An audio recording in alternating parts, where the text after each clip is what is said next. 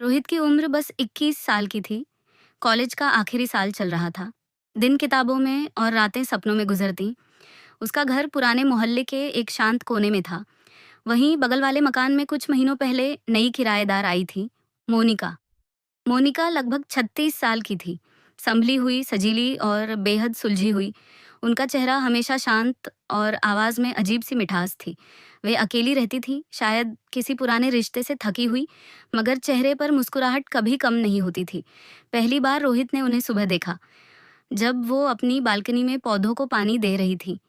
हवा से उनके बाल उड़ रहे थे, धूप उनके चेहरे पर झिलमिला रही थी और उनके आसपास एक शांति थी जिसे देखकर रोहित बस कुछ पल तक देखता रह गया। उसे खुद समझ नहीं आया कि क्यों उसे ऐसा लगा कि इस औरत में कोई कहानी है जो शायद किसी को सुनानी है या किसी ने सुननी है। धीरे धीरे मोहल्ले में बातें होने लगीं कि मोनिका बहुत अच्छी इंसान है, सबकी मदद करती है, बच्चों को ट्यूशन देती है, बुजुर्गों का हाल पूछती है। रोहित ने भी कई बार उन्हें देखा, कभी सब्जियां लाते हुए, कभी गली के बच्चों को पढ़ाते हुए। हर बार उसे लगता जैसे वो किसी पुराने दुख के बीच नई रोशनी खोज रही हो। एक दिन शाम को जब बारिश होने लगी, बिजली चली गई। रोहित बरामदे में खड़ा था, तभी उसने देखा कि मोनिका की बालकनी की लाइट झपक रही है। वह नीचे आई, छत से पानी टपक रहा था। रोहित, जरा मदद करोगे? उन्होंने मुस्कुराते हुए कहा।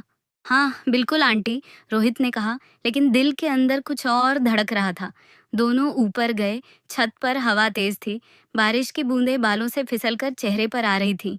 मोनिका बाल ठीक करते हुए बोली, तुम्हें बारिश पसंद है? रोहित मुस्कुराया, बहुत ज्यादा। हर बारिश कुछ याद दिलाती है, बस पता नहीं किसकी।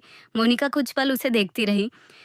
कुछ यादें ऐसी होती हैं जिन्हें भूलना चाहिए, उन्होंने धीरे से कहा, और कुछ ऐसी जिन्हें सहेज लेना चाहिए, रोहित ने जवाब दिया। उस रात दोनों देर तक छत पर बैठे रहे, बातें करते हुए, हंसते हुए, एक दूसरे की कहानियां सुनते हुए। मोनिका ने बताया कि वो पहले एक स्कूल में पढ़ाती थी, शादी हुई थी पर ज्यादा नहीं चली। अब उन्होंने अकेले रहना सीखा है। रोहित ने सुना बिना कुछ कहे। उसके चेहरे पर सिर्फ सच्चाई थी, कोई दया नहीं, कोई सहानुभूति नहीं, बस एक गहरा सम्मान। समय बीतता गया। दोनों के बीच अजीब सी निकटता बनने लगी, जो शब्दों में नहीं थी पर एहसास में थी। कभी वो उसे चाय पर बुलाती, कभी वो उनका लैपटॉप ठीक करने जाता, कभी कभी दोनों बालकनी में बैठे सूरज ढलता देखते। उनकी बातें ज्यादा नहीं होती थी पर हर बात दिल में उतर जाती थी। एक दिन मोनिका ने कहा, रोहित, तुम बहुत अच्छे हो पर जिंदगी में किसी का साया बनने की कोशिश मत करना, अपनी धूप खुद ढूंढना। रोहित मुस्कुराया, शायद आपकी तरह। मोनिका कुछ नहीं बोली, बस हल्के से सिर झुका लिया। उसके बाद धीरे धीरे दूरी आने लगी। शायद मोनिका समझ गई थी कि रोहित का लगाव अब सिर्फ सम्मान नहीं रहा, और रोहित भी समझ रहा था कि कुछ एहसास अधूरे ही अच्छे लगते हैं।